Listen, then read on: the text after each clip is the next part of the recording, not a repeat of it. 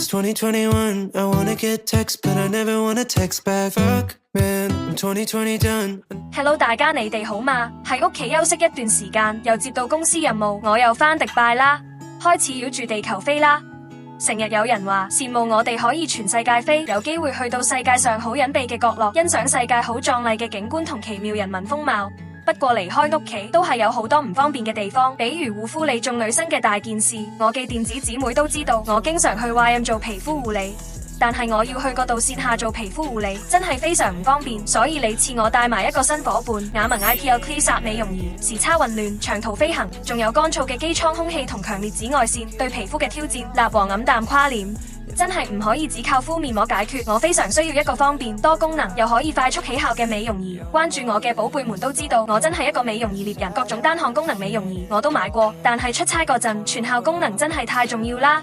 因為一個長途飛行落嚟，辛苦到只想即刻瞓覺嗰陣，使用複雜見效慢或者係痛感強烈嘅美容儀，真係好難堅持去用。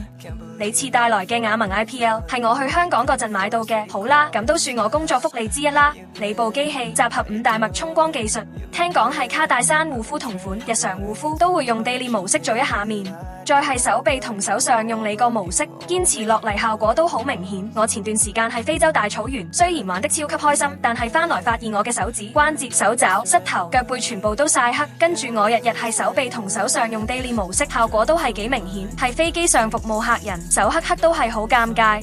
我關燈展示一下出光速度有幾快，劈你啪啦同閃電咁好爽。每個星期抽1-2日用具嘅 M1 模式，好似我而家40幾歲，抗衰真係必不可少。畢竟我依家代謝下降，皮膚狀態慢慢變差，趁而家趕得上，肯定要好好保持。最後我會搭配酷模式舒緩一下。迪拜真係太熱了，好似平時同朋友逛完街之後卸妝完，我都會用你個模式冰冰涼涼，感覺燥熱嘅皮膚鎮定晒。